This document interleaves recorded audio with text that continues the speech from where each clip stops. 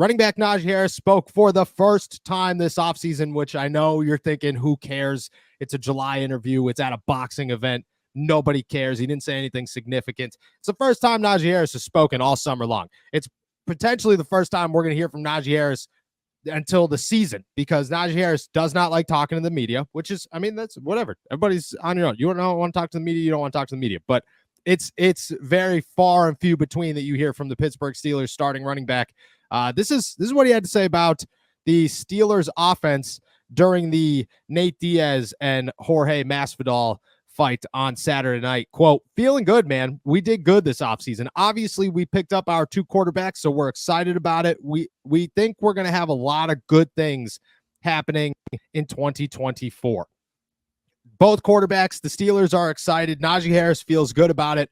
I think I got 2 takeaways from a very short quote. The first one is that there are very few concerns about Najee Harris being upset that the Steelers didn't pick up his 5th-year option. Maybe there are, but he's good at hiding them. He feels good about this offense.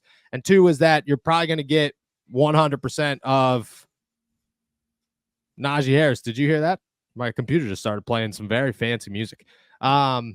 Some very 100% all-in Najee Harris in 2024, who feels like, look, last year Najee Harris spent a lot of time defending his offensive coordinator and his quarterback and his offensive line and everybody else because there was criticism everywhere.